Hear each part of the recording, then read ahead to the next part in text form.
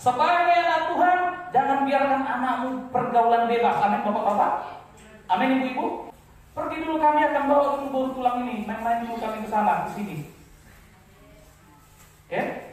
Gak bisa. Sudah malam, gak bisa. Kami bawa ke sana tulang semua. Nah, tapi dia, coba. Evaluas bapak. Ai hitok para senior.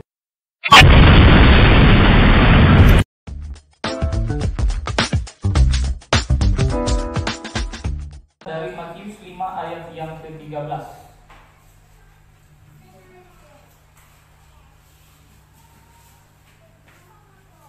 Ya, yang sudah ketemu katakan amin. Nah, kita kembali bangkit berdiri, kita hormati firman Tuhan. Kita bacakan firman Tuhan, perikopnya nggak usah ya, langsung ke ayat 13-nya. 2, 3, ya. Kamu adalah garam dunia. Jika garam itu menjadi tawar, dengan apakah ia dihasilkan? Tidak ada lagi gunanya selain dibuang dan diinjak orang. Puji nama Tuhan. Silakan kembali. Pelajaran ini ya di tahun lalu untuk Jemaat Kampung Merdeka ini sudah dipelajari ya. Pak Tambunan mungkin sudah belajar di tahun yang lalu, di bulan 11 ya Bang ya. Nah, tetapi hari ini instruksi dari Bapak Gembala ini terbuka lagi di sini. Yang sudah pernah dengar jangan bosan, karena firman Tuhan tidak pernah membosankan. Haleluya. Ya, firman Tuhan tetap untuk memperbaiki kita. Kalau di tahun lalu sudah dengar, kenapa dengar lagi? Berarti ada yang mau diperbaiki. Amin. Nah, sekarang kita belajar tentang garam. Garam ini ya adalah suatu bagian penting di dalam hidup manusia. Tetapi seringkali orang atau ibu-ibu yang sering kolaborasi dengan garam, setiap hari kolaborasi dengan garam, dia tidak tahu bagaimana garam itu dibuat, dari mana garam itu berasal. Ya, sedikit kami akan ulas dan nanti ulasan ini berkaitan dengan kehidupan kita. Ya, garam itu Bapak Ibu diambil dari air laut, kemudian masuk ke ladang garam, habis itu diproses ke pengeringan sampai ke pembekuannya. Kemudian diambil dari ladang garam, dikemas, kemudian dipasarkan. Itu singkatnya kalau dia produksi ladang garam. Tetapi tahun 2017-2018 Bapak Ibu pasti pernah ingat langka garam, betul tidak? Garam sempat langka dan mahal di pasaran. Di warung mahal bahkan tak ada. Ya, kami dulu saya ingat dengan orang rumah itu udah beli aja 2 pak persiapan begitu. Ya, garam yang biasanya 1.000 sebungkus menjadi 5.000 waktu itu. Nah, sehingga pemerintah bikin suatu statement ataupun anjuran kepada masyarakat yang tinggal di lingkungan atau yang dekat dengan laut untuk memproduksi garam sendiri. Ya, nah di situ jelas cara kerja pembuatan garam itu lebih spesifik. Ya, anjurannya begini: ambil ember, ambil air laut 1 ember, kemudian bawa pulang sampai di rumah saling dipanaskan atau dimasak. Dan dimasak tidak dibiarkan begitu saja, tetapi dikacau sampai dia mengkristal, sampai dia beku. Nanti yang air harus, supaya tidak terlalu lama, dia harus di oven, dimasukkan ke dalam oven dengan api yang perlahan-lahan sehingga dipanaskan, dan setelah dia kering total baru dia bisa digunakan dan dikemas atau disimpan.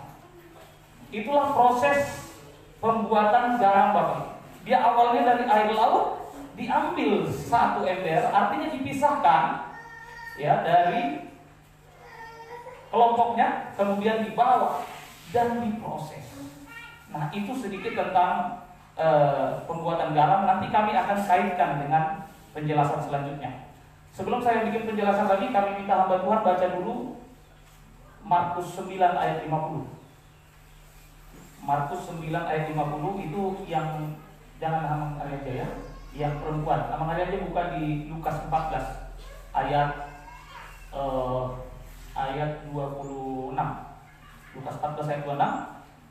Di sini Markusnya dulu baca.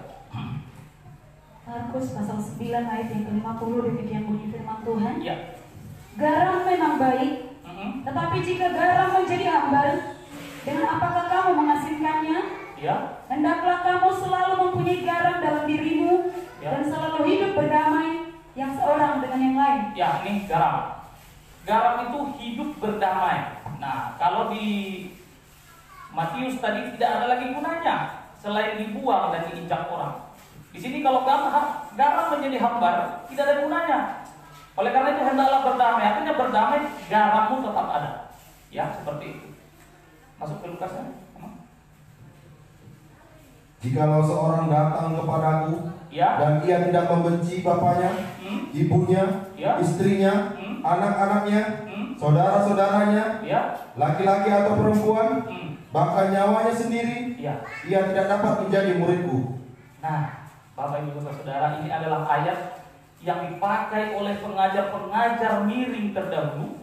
Katakanlah pengajar miring, jangan bilang pengajar sesat. Banyak pendeta yang mengajarkan kalau hamba Tuhan harus benci istri, benci saudara, benci anak. Ini pengajaran miring Bapak Ibu.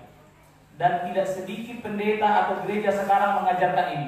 Sehingga apa? Sehingga garamnya menjadi hampa. Kenapa? Salah terapkan. Ini katanya harus membenci. Baca ulang dulu supaya jelas. Karena banyak pendeta begini.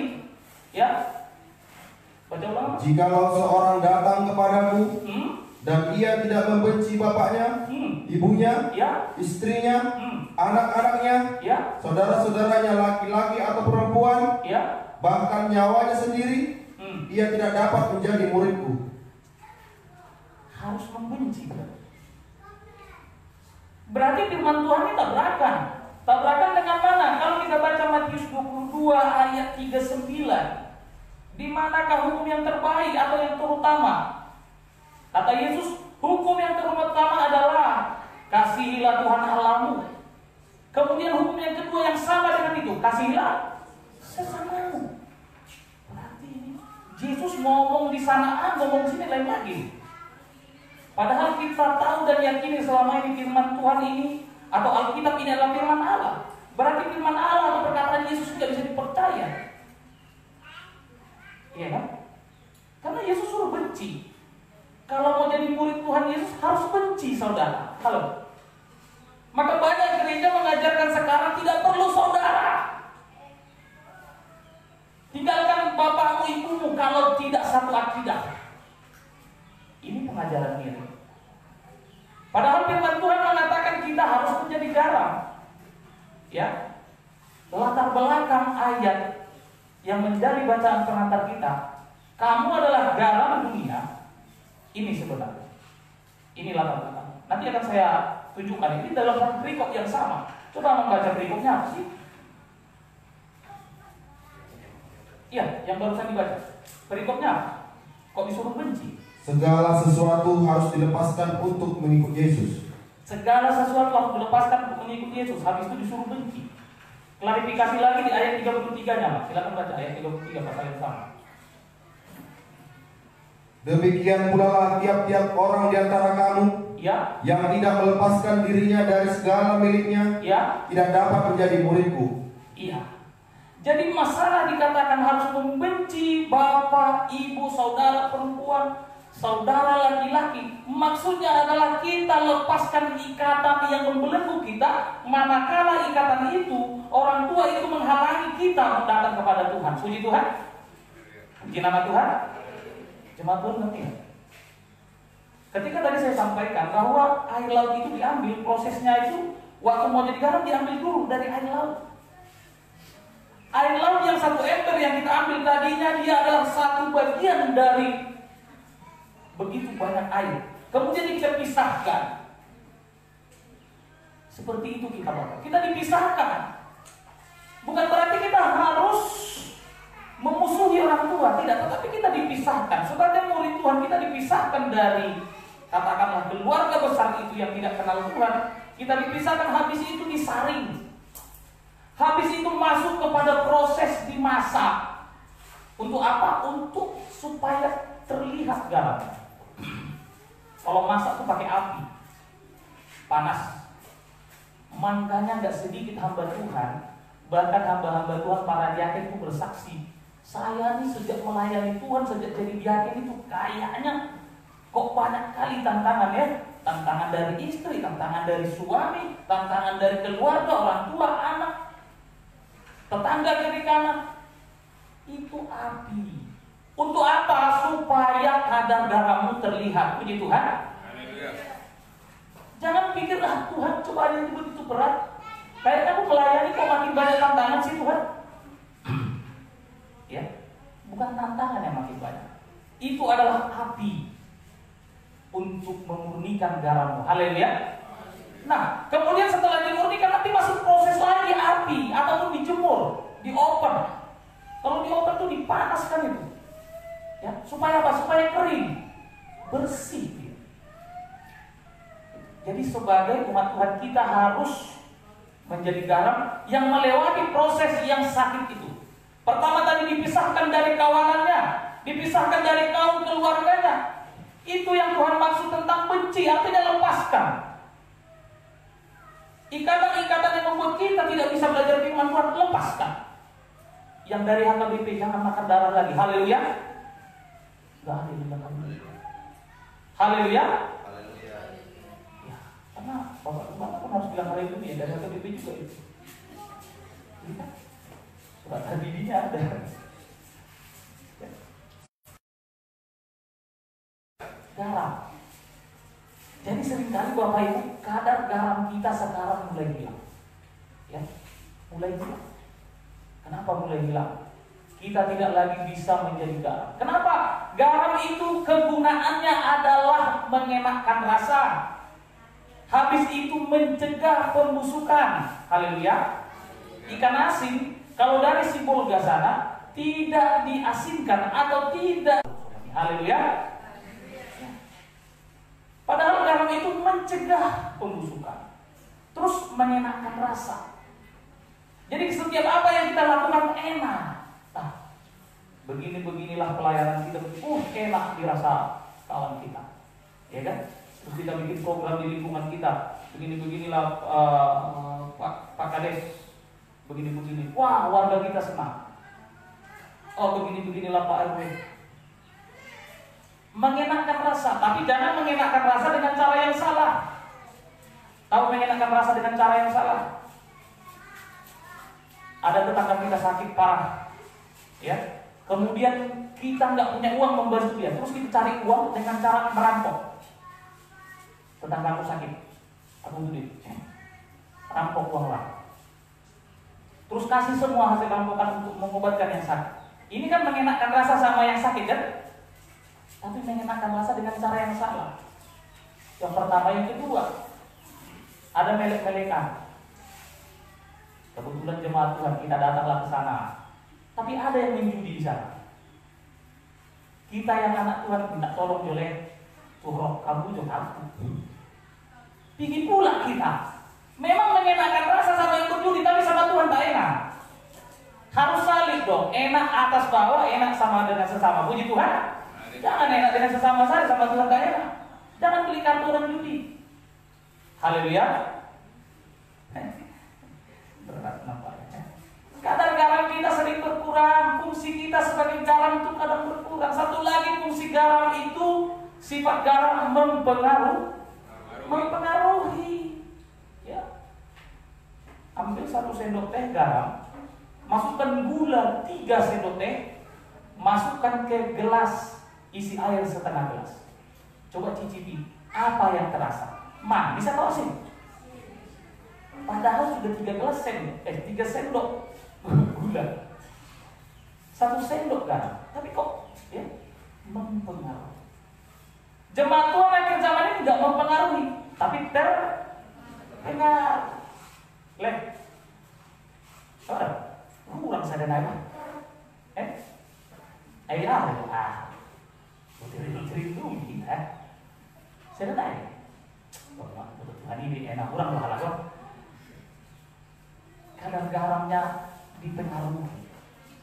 Jadi kita jangan mau dipengaruhi atau terpengaruh, tapi harus mempengaruhi. Haleluya. Pengaruhi orang untuk datang beribadah, pengaruhi orang untuk belajar firman Tuhan. Jangan malah kita yang terpengaruh. Amin. Baca lagi Mak. Udah coba siap. Ini nggak usah lama-lama. Yang penting bacakan garam siap pulang. Haleluya. Yang terakhir tadi baca tadi ayat 34-nya. Iya, latar belakang garam dunia itu adalah disuruh benci orang tua. Jadi jangan salah terapkan ayat itu. Nanti kita bilang ayat firman Tuhan bertentangan, ayat firman Tuhan tabrakan. Bukan. Ayat firman Tuhan tidak pernah tabrakan. Itu hanya tabrakan bagi orang bodoh yang tidak belajar sungguh-sungguh firman Tuhan. Harus membenci. Masa disuruh benci? Itu bukan Tuhan itu ya yang menyuruh begitu. Teruskan ayat 34. Garam memang baik. Ya, garam memang baik. Tetapi jika garam juga menjadi tawar, dengan apakah ia diasinkan? Iya, terus kan? Ayat 21. Oh sorry, ayat 3. Tidak ada lagi gunanya baik untuk ladang maupun untuk pupuk. Nah, perhatikan di sini. Tidak ada lagi gunanya baik untuk ladang, baik untuk pupuk. Terus? Dan orang membuangnya saja. Iya. Siapa mempunyai telinga untuk mendengar, Iya. hendaklah ia mendengar. Haleluya. Jemaat Tuhan bawa telinga. Ada yang tinggal telinganya? Siapa bertelinga atau siapa yang telinganya dibawa? Dengar baik-baik. Ya. Bahwa garam itu kalau sudah tawar, nggak ada gunanya. Nggak bisa berguna ke ladang, nggak bisa untuk pupuk. Ternyata garam ini berfungsi untuk pupuk. Kalau pupuk itu memperbaiki tumbuhan supaya berbuah. Dia mensuburkan tanaman sehingga berbuah. Jadi pada zaman ayat ini ditulis, pada zaman Tuhan Yesus, ternyata garam banyak dipakai untuk memupuk tanaman di ladang. Ya. Setelah saya pelajari, ternyata kadarnya garam ini mirip kayak pupuk urea. Ya. Daun-daun tanaman itu menjadi hijau, sehingga dia ya produktivitasnya bagus, sehingga dia membuat proses berbuahnya itu cepat. Jadi kalau kita ada garamnya, kita membuat orang lain berbuah, amin. Dan kita sendiri pun berbuah, haleluya, di hadapan Tuhan. Ya, itu garam. Tetapi akhir zaman ini seringkali tidak bisa lagi kita membuat orang lain berbuah di hadapan Tuhan. Bahkan kita tidak berbuah. Kenapa? Kadar garamnya hilang. Mama kadar garamnya hilang. Cerewetnya yang ditingkatkan bukan kadar garamnya. Kalau cerewetnya bertambah, anak kita tergasih. Ya. Anak kita nanti sudah gadis, intervensi habis-habisan. Pulangnya jam 8, cepat. Berangkat dia jam 7 malam, pulang jam 8. Langsung diremeti mamanya. Dari mana kau tadi, apa yang kau beli? Kau minta kembaliannya, siapa kawanmu? Gak tahan anak kita. Besoknya dia pergi lagi jam 7. Ditinggalkan HP-nya, dia gak ditelepon. Saking cerewetnya anak tuh gak suka ditelepon mama. Rupanya tinggal HP-nya, tengok. Yang menelpon bodoh. Padahal tadi mamanya yang nelpon dia, tapi namanya bodoh. Kenapa? Karena saking gondok anak tuh sama orang tua. Jadi pulang dari ibadahnya nanti cek HP anaknya, jangan diganti nama mamanya. Kenapa? Cerewet. Ya? Atau nama bapaknya diganti ya? Kenapa? Hilang kadar garamnya. Jadi jangan kadar garam kita hilang. Ya, atau kita harus konsisten. Misalkan orang tua untuk mendidik anak pakai kadar garam, kita harus konsisten di dalam Tuhan. Sebagai anak Tuhan, jangan biarkan anakmu pergaulan bebas. Amin bapak-bapak. Amin ibu-ibu. Kalau anakmu pergaulan bebas, datang temannya, ya malam-malam apa ya, kan pulang, ya. Pergi dulu, kami akan bawa dulu baru tulang ini, main-main dulu kami ke sana, ke sini. Ya, nggak bisa. Sudah malam ini. Masih jam 9 ya pulang. Sudah malam, nggak bisa. Memakan bakso aja pulang sebentar. Sudah malam, nggak bisa. Kami bawa ke sana pulang sebentar. Tapi dia, coba. Ini nggak konsisten. Iya kan? Dibawakan bakso itu senang bapak itu. Haleluya. Katanya pula itu. Besokannya datang lagi ketagihan si laki-laki ini. Entah baik entah nggak dibuat mereka waktu mereka jalan. Datang lagi. Bapak itu nggak bolehin lagi. Berharap dikasih bakso lagi. Tapi opsi laki-laki udah habis. Pulang, sebentarnya pulang. Mendengar itu si ibu kasihan lihat anak. Ini kolong bodat, ibu-ibu cerita. Evaluas mama, hitau para senior. Saya gotok-gotok berarti. Ini kok coba jam 2 malam muda lama saya. Ya. Ini ya, ibu-ibu jangan kolong bodat sama anak. Didik yang bagus, kadar garammu pertahankan, amin. Karena kalau sudah nggak ada lagi kadar garam itu, nggak ada gunanya engkau lagi. Kalau nasi sudah jadi bubur, kalau sudah terlanjur rusak nanti, ya terbuang sudah. Ya, jadi Bapak Ibu saudara jangan hilang kadar garam kita, amin. Amin. Sedikit kali amin. Amin. Jemaat Tuhan, kami minta dulu untuk balas-balasan ya. Kalau saya katakan haleluya, katakan haleluya. Saya katakan amin, katakan amin. Haleluya. Amin. Haleluya. Amin. Haleluya. Amin. Semangat semua. Jadi kalau nanti disapa lagi katakan amin, amin, amin. Haleluya. Ya, jangan berkurang ya. Saya sebenarnya berusaha untuk menjelaskan lebih caranya itu enak, penyajian firman itu enak, tapi kayaknya nggak semangat cuma nggak seru gitu ya. Jadi semangat. Belajar firman Tuhan semangat. Haleluya. Ya, jadi firman Tuhan mengajak kita supaya kita menjadi garam dunia. Tadi fungsi garam itu mengenakan, ya. Tetapi untuk mengenakan, garam ini larut, meresap, ya. Dan dia tidak pernah pilih-pilih. Aku maunya tuh larut sama sayur aja. Kalau sama cabai saya tidak mau, soalnya pedas. Ya kan? Saya mau larutnya tuh sama daging babi saja. Kalau sama gondit tidak. Ya. Kalau sama sapi saya tidak mau, sama kambing saya mau. Tidak seperti itu garam.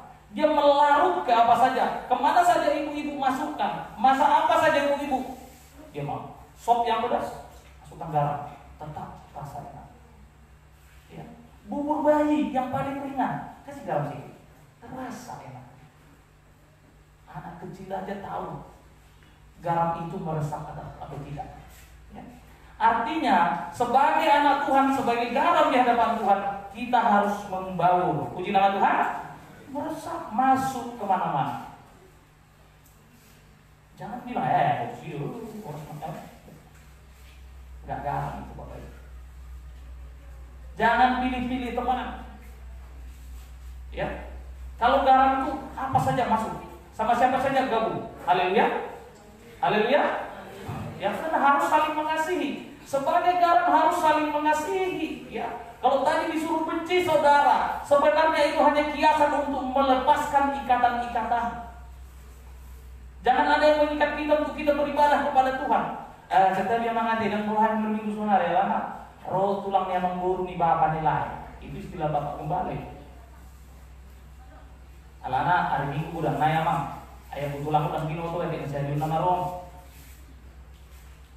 Mau opung mau siapa pun datang utamakan Tuhan. Itu maksud Tuhan Yesus di sini.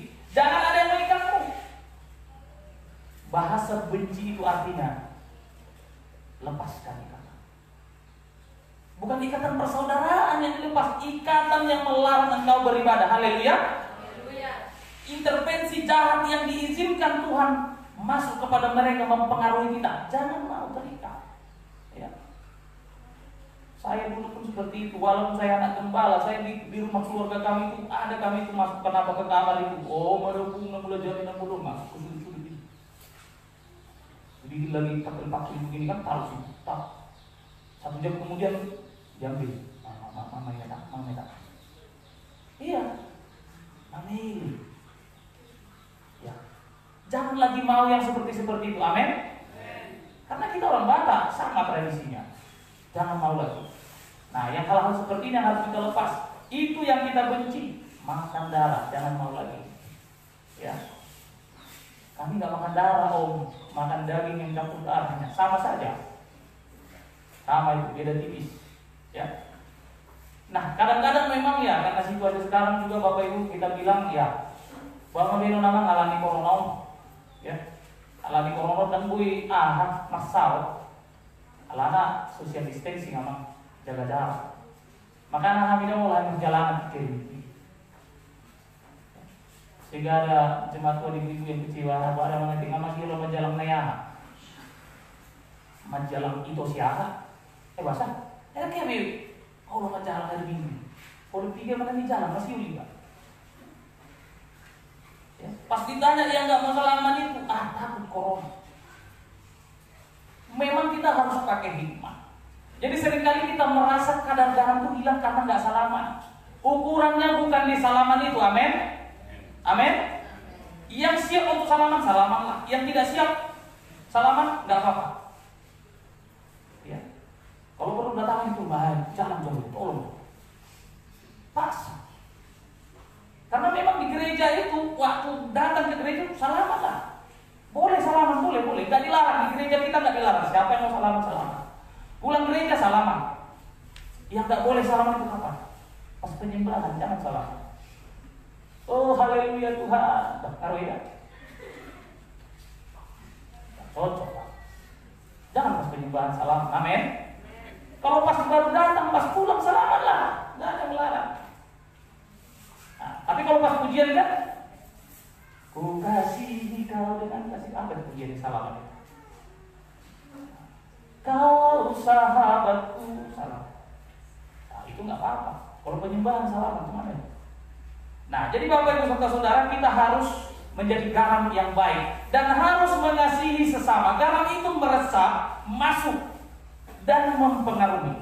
Ya, intinya garam itu adalah sesuai dengan Matius 22 ayat 37 sampai 40. Ketika orang Farisi bertanya, hukum manakah yang paling utama di antara hukum Taurat itu? Kasihilah Tuhan Allahmu. Itu yang pertama. Yang kedua yang sama dengan itu, kasihilah sesamamu. Itu intinya. Saya mau kita baca satu ayat, 1 Yohanes 4 ayat 20. Ya.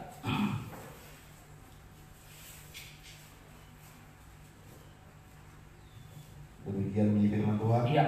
Jikalau seorang berkata, ya, aku mengasihi Allah, dan ia membenci saudaranya, maka ia adalah pendusta. Tadi Lukas 14 ayat 26 disuruh benci. Saudaranya laki-laki, saudaranya perempuan harus dibenci. Sekarang siapa benci saudaranya, katanya mengasihi Tuhan, dia pendusta. Ini maksudnya apa? Iya kan?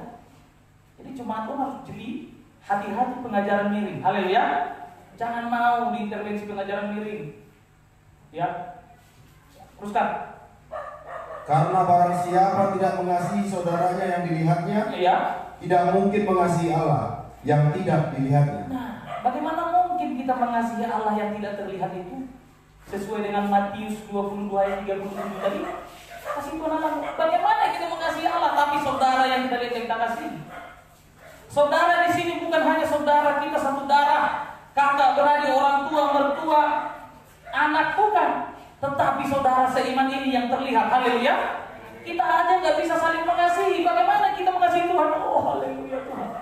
Aku mengasihi. Tiris. Dia pikul tiris. Engkau Yesus. Kata Tuhan, sandiwara kau. Saudaramu aja nggak kekasih. Sesama jemaat Tuhan kau nggak saling mengasihi. Itu yang kata Tuhan sama kita. Ya. Jadi pohon itu nampak dari buahnya. Kalau kita memang garam, kita akan mengasihi saudara kita. Ya. Makanya Bapak Ibu serta saudara yang dikasihi Tuhan, sebagai jemaat Tuhan, rubah pola kita, rubah. Kenapa kita mesti garam kata Tuhan? Kenapa nggak madu aja? Kamulah madu dunia, manis. Ya. Bikin kopi nggak usah pakai gula. Tengok ada jemaat Tuhan langsung manis. Soalnya madu dunia. Ada ketemu kopi. Lihat aku aja, manis. Iya kan? Karena madu dunia. Tetapi Tuhan bilang bukan madu dunia. Atau gini, kamu adalah gula merah dunia. Asal gak pakai lampe, kan? Tidak. Tapi Tuhan bilang apa? Garam. Ya, ini. Jadi garam itu ya fungsinya itu bagus. Dan kita harus seperti garam. Yang pertama tadi, kita pisahkan diri dari kawanan kita yang tidak sesuai dengan kehendak Tuhan. Habis itu kita ikutin prosesnya. Kalaupun panas, rasa pahit, sesak, ada tantangan, cobaan, terima saja. Haleluya. Habis itu lihat fungsinya, mengenakan rasa kita. Habis itu apalagi? Mencegah pembusukan. Habis itu apalagi? Mengenakan rasa, mencegah pembusukan. Habis itu mempengaruhi. Nah, itu harus kita terapkan. Nah, jadi Bapak Ibu Saudara, pulang nanti dari ibadah ini atau selesai ibadah ini, terapkan ini. Kasihi sesama. Jangan ada di antara kita apa nama itu? Bahasa Bataknya itu unek-unek itu. Jangan ada unek-unek di hati. Clear. Harus dibersihkan. Karena ternyata setelah saya pelajari juga, garam ini ternyata berfungsi juga untuk membersihkan. Orang medis suruh pakai air garam yang hangat, bersihkan luka, bersihkan kutu air. Ternyata juga garam itu bagus membersihkan keramik, Bapak Ibu. Bapak Ibu boleh tes, pecahkan telur di keramik, coba bikin pakai sabun, nggak akan lepas cangkang telur dari keramik. Lengket dia, ambil aja garam kalau pusing, ya kan? Sirsi bersirai, itu keramik nahuna kotor. 10 menit bersih. Garam itu membersihkan yang kotor juga ternyata. Jadi bersih. Haleluya. Bersih. Jangan ada yang kotor-kotor tuh, unek-unek itu lepas. Itu garam. Entah kenapa Bapak Gembala ini kok minta ya, instruksi. Biasanya nggak pernah ya. Materinya terserah saya di sini, kesini dulu. Namanya saya ada apa kan? Apa namanya? PLT. Pelaksana tugas harus ya. Tapi ternyata ini yang kita butuhkan. Saya tidak tunggu siapa-siapa, tapi siapapun kita. Bukan masalah dengan sesama jemaat, kadang-kadang pun di rumah tangga begitu. Ada yang kotor. Hancuri dari menerima matahannya. Karena jarang juga. Sayang minta tuh, senang. Di sana, 10 hari sedari, mandok sayang betul, senang jangan. Makin tuh. Suri kedua, cuma doa dong diri. Wanita itu mulai. Itu unek-unek bersihkan. Kalau perlu tanya, kenapa kau Pak manggilnya papa atau apalah atau bang, nggak pernah lagi panggil sayang sama adek, gitu kan? Sekarang ini adik dek bang, karena abang tuh nggak pernah panggil sayang lagi sama adek, gitu ya. Jadi jangan kita simpan-simpan, clearkan. Haleluya. Wah, terhatok do haleluya bersyukur naruh lalu nih. Terapkan nanti kalau ada mana tahu ya. Yang orang tua sama anak. Mau main kartu pun. Ya, seperti semalam saya cerita sedikit tentang opung kami. Aman muda ini dua cerita dia. Waktu Natal Boruna si nomor 7 disuruh masak. Jadi kalau kau tadi Natal belum, horbonga, hodama, benota, amanang manung kima, kutu bote, dan juga semua ngalopay. Stres. Banyak juga yang seperti itu, yang taruh main sama si tua. Namanya inang benar, apa? Anak misui manusia. Jadi kita harus jadi garam di tengah keluarga. Kalaupun ada unek-unek ketidakenakan, selesaikan. Apalagi ini masih momen tahun baru, amin. Iya. Mohon maaf lahir batin. Bagus juga filosofi orang itu kan. Lahir batin. Artinya bukan cuma salaman fisik itu, clear dari hati gitu. Soalnya pas salku di tahun baru gitu. Itu tahun baru salku masuk di. Amin. Ya, garam soalnya itu membersihkan, mengenakkan, pokoknya semua yang baik-baik tentang garam itu. Ya, jadi kita harus terapkan dalam diri kita, dalam keluarga kita, juga di tengah jemaat Tuhan. Jadi ke depan kita akan semakin baik, semakin indah. Dan di awal tahun kemarin, ibadah tahun baru, saya sampaikan firman Tuhan, tahun ini akan menjadi tahun berkat bagi jemaat Tuhan. Amin. Ya. Tapi firman Tuhan jangan lupa, Yesaya 59 ayat 1. Kupingnya Tuhan itu tidak kurang tajam untuk dengar doa kita. Tuhan berkati, berkati. Tidak kurang panjang tangan Tuhan memberkati. Yang menghalangi apa?